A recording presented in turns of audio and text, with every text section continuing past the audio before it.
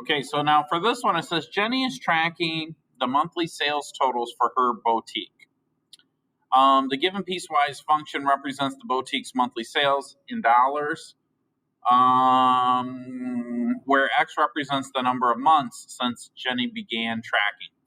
So the question is, what were the boutique's monthly sales when she first began tracking this data? So I think the important thing to know is that X equals the number of months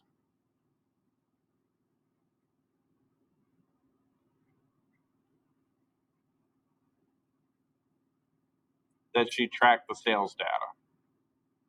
So if I look, the domain is defined from 0 to 8. Okay, so if I were to graph this, I'm not going to graph this, but if I were to graph this, whatever it looks like on my XY plane, it's only going to go from 0 to 8. And there's different functions they use to piece things together, but that's it. That's all they're going to do is they're only going to go from 0 to 8. So what they're really asking us when Jenny began tracking the data, they're really asking us, what are the monthly sales when X equals 0? So now, because this is a piecewise function, this has nothing to do with 0. And this has nothing to do with 0. So I'm going to evaluate 0 into this function here. Now, if they're to say on the 4th month, then I would choose this because that's when X equals 4.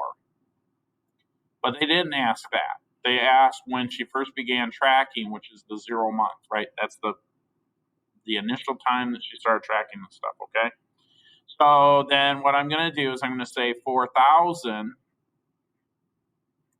raised to the 1.1, not raised to, times 1.1 raised to the 0.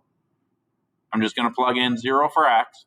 Now, anything raised to the 0, right, 1.1 raised to the 0 just equals 1. 2 raised to the 0 equals 1.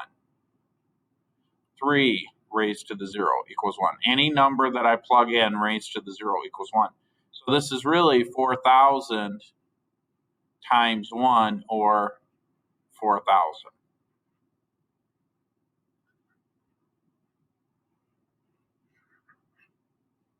That was a pretty easy one.